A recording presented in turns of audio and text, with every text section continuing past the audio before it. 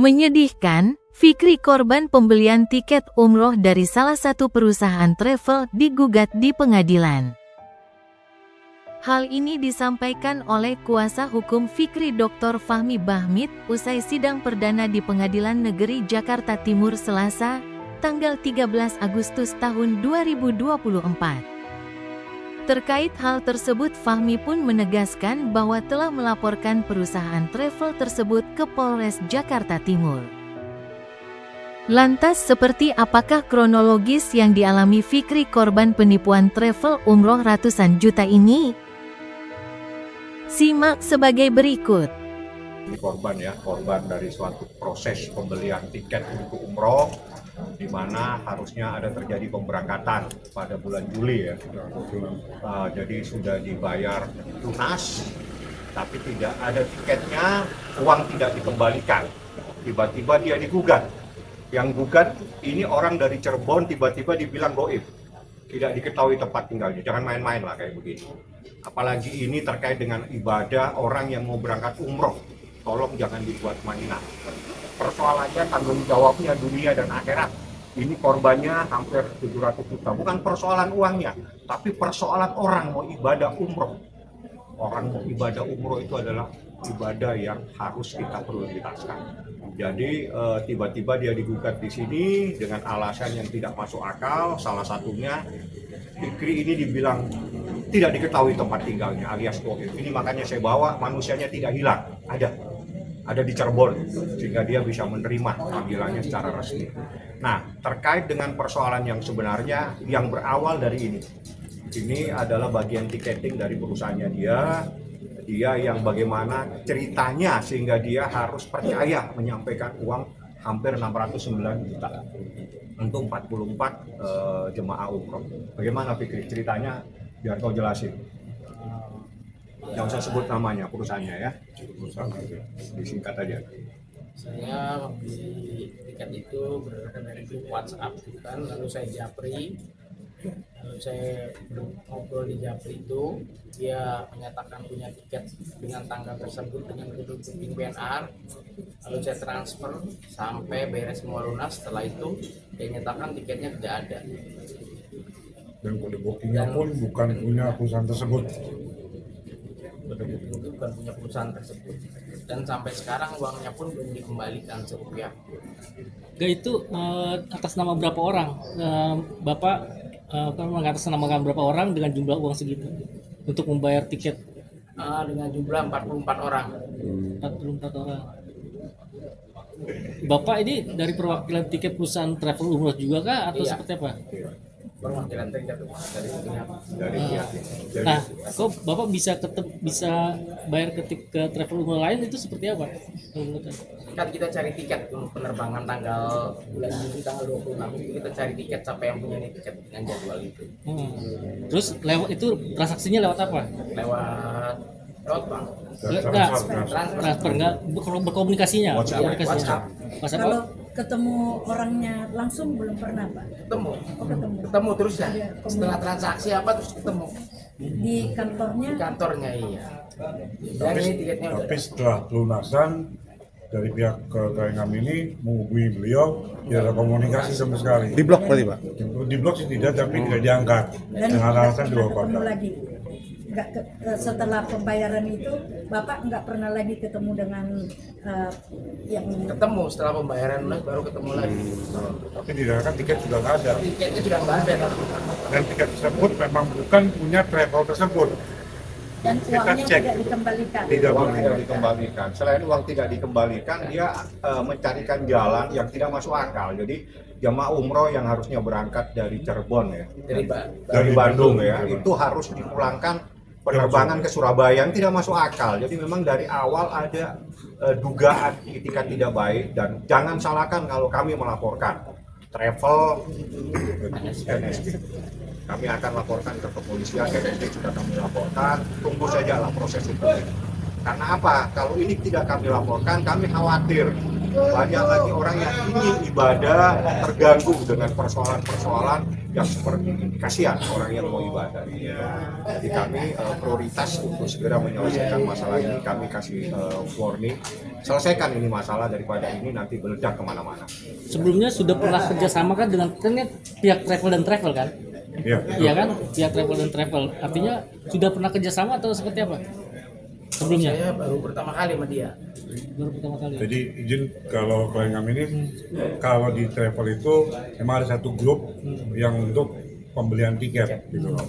Tapi ternyata biasanya kalau di grup itu dia memiliki PNR ataupun kode booking punya travel itu sendiri. Tapi ternyata setelah kami cek PNR tersebut bukan milik dari travel yang sekarang ini, milik salah satu travel lain, dan itu pun sudah disut sama isu tiket ya, udah ditentukan tiket sama pihak travel yang punya kode booking tersebut Yang mau umroh lain. Nah, ujuk-ujuk kok bisa dilaporkan bukan prestasi itu gimana? Gimana Bang? Digugat. Digugat.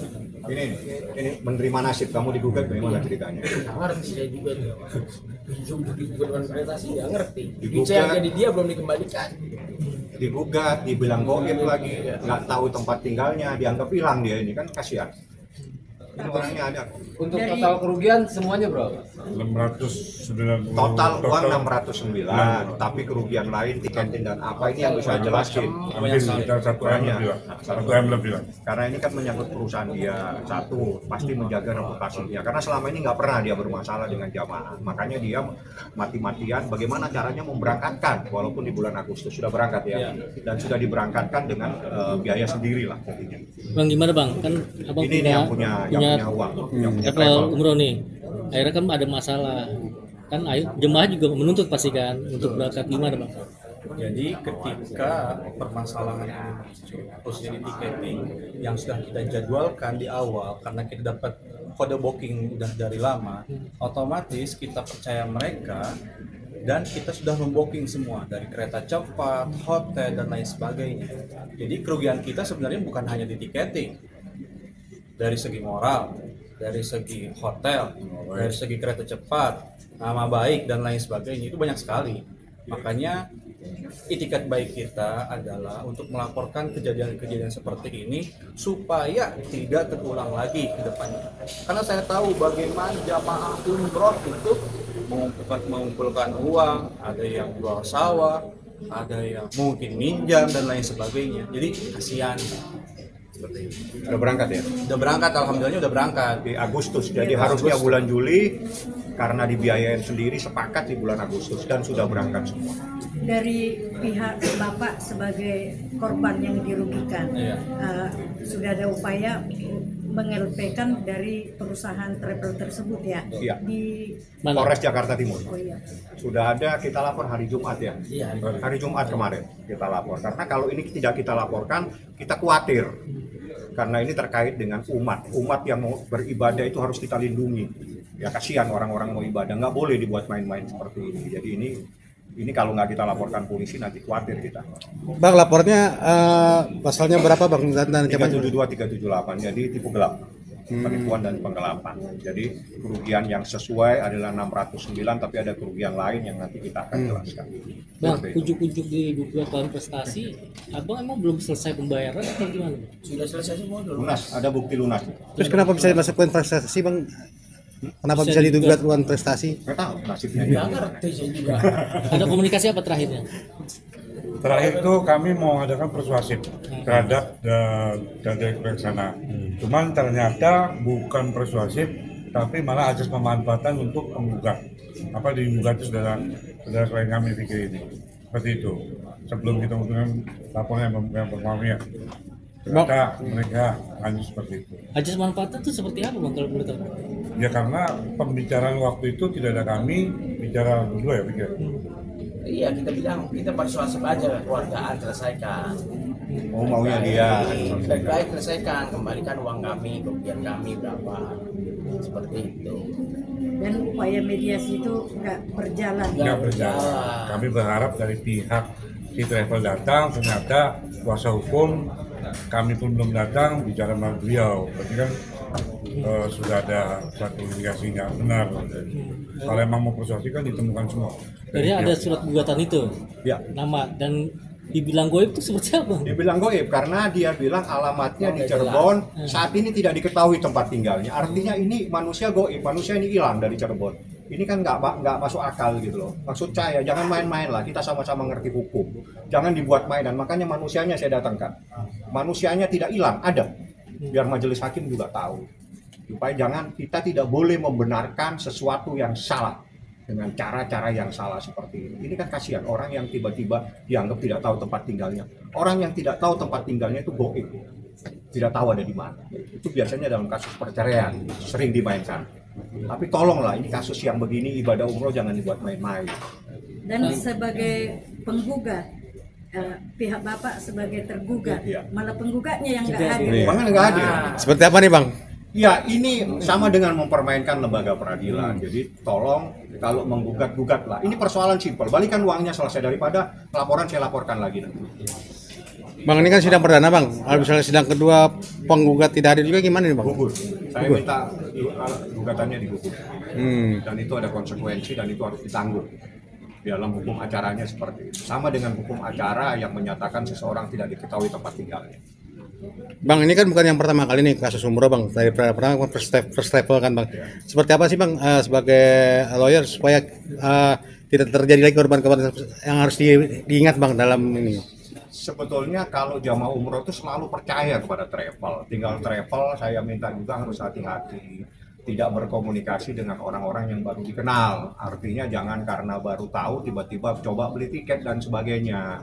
Jadi jangan seperti itulah. Kalau bisa beli tiket kepada travel yang memang sudah dikenal. Atau biasanya travel itu sekaligus dia mengatur dengan tiket dan dia punya hotel dan sebagainya. Jadi seperti itu. Tapi kalau kita tiba-tiba masuk kepada orang yang tidak dikenal, nah seperti ini nanti jadinya. Jadi mereka travel tahu lah tiketing mana, travel mana yang jual, yang spesialis memang hanya menjual tiket saja itu. Mereka udah pada tahu. Mungkin ini lagi tidak pernah mengalami kejadian seperti ini ya. Ini sudah lama.